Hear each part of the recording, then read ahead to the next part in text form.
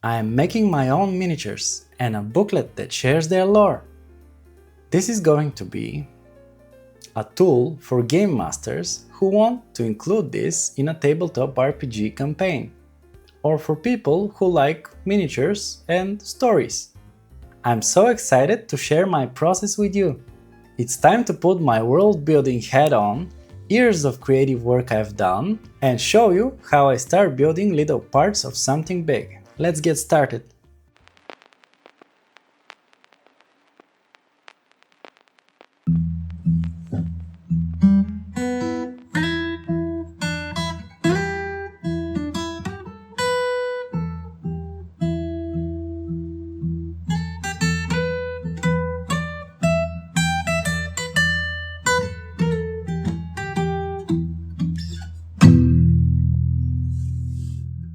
For those of you who don't know, I'm making an original world in the lands of Fortare.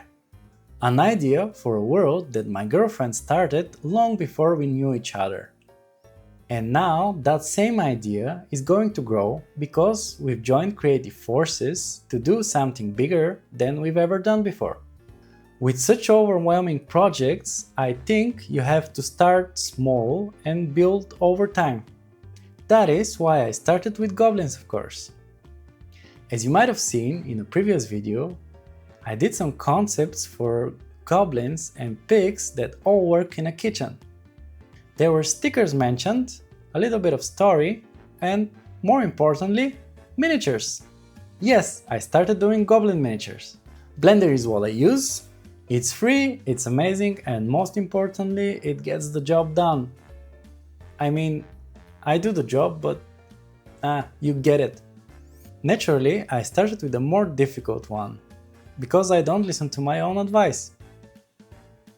Today is going to be about the master chef, Grum. He's the main reason that this kitchen exists. And this kitchen is in a tavern. What is the tavern's name, you ask? I'll tell you when we get there. Grum has a fascinating story because when he was a young goblin, he was a pirate. One day he was shipwrecked on an island. According to him, he was the only survivor. In search of food and shelter, he stumbled upon a fight that was more of a hunt because a beast was trying to eat a small dragon. Maybe for the first time, Grum decided to help somebody else besides him. He managed to kill the beast, and in a short while, he became friends with the dragon. They survived for a while, helping each other, but ultimately they decided they have to fly away. The dragon was scared of flying, because of reasons, but ultimately decided that he and his friend are more important than his fear of flying. So they flew away. When they reached solid ground, the dragon wanted to find out if he had some family left somewhere. They parted ways, promising they will meet again someday. Shortly, Grum turned to crime. He made really good connections and was pretty good at his job. But he wanted to leave the active part of this kind of life to pursue his newfound passion for cooking, which came from cooking whatever he found in that island. That is how he decided to open a tavern. A tavern named the Clumsy Dragon, in honor of his dragon friend. To put this story and some stats for Grum, I had to figure out how to present all of this in a booklet, so it's UI design time. Yay! I wanted to make it as easy as possible to use, so I divided this in 4 parts: appearance, roleplay, background, and a system-agnostic stat block. Number 1. Appearance. Here you could find the age, the height, the body type, his items, his weapons, if he has any, his clothes, and if he has a pet. In this case, he does, a little pig named Ham. Number 2. Roleplay. Here is a short description of how you could roleplay him. His type of voice, his tendencies, little things that could help you to roleplay him better. Number 3. Background. Here is going to be the story that I shared with you earlier. What's his background, where he comes from, his early life, and how he got to the present. Number 4.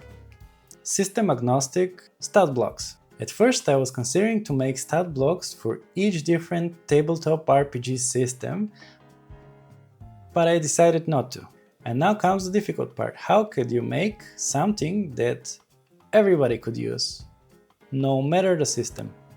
I started with the main things: the creature's name, its size, what type of creature is it, and what occupation it has, if any. Next, there's movement, how fast it is. After that is toughness, how strong it is, and defense. Does it have any armor or something like that? Below, we move to the physical traits. What's the level and what kinds of physical traits the creature has. Next to it is the power-ups. Any special feat that gives the creature an advantage. We move to the next one, which is the mental traits. That is everything about the noggin. How do you think? Can you deceive?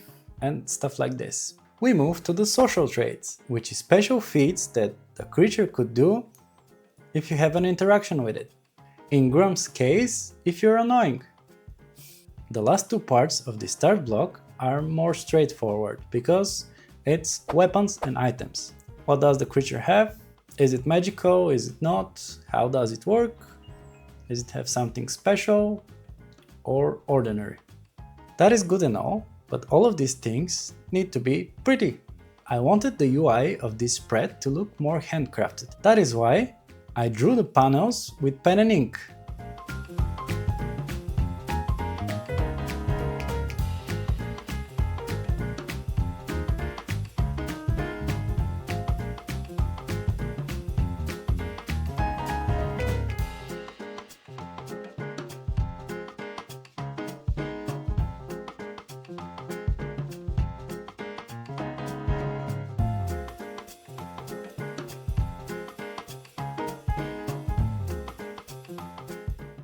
Because I'm doing Gobtober, a challenge created by Oddartworks.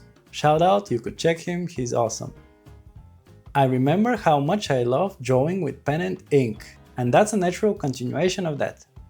That is what you could expect from the booklet. In addition to the characters, I'm also going to include the tavern's lore, so look forward to that, because there will be a video about that. When I finish that project, I'm probably going to upload it to my mini factory so you could get the STLs for the miniatures and the booklet. I love how Grump's miniature turned out. I wanted to see how it looks in real life. I have an FDM printer and I've been playing with the resin supports that are optimized for FDM printing. It came out pretty good. I had some problems with the ladle, but that's nothing I can't fix.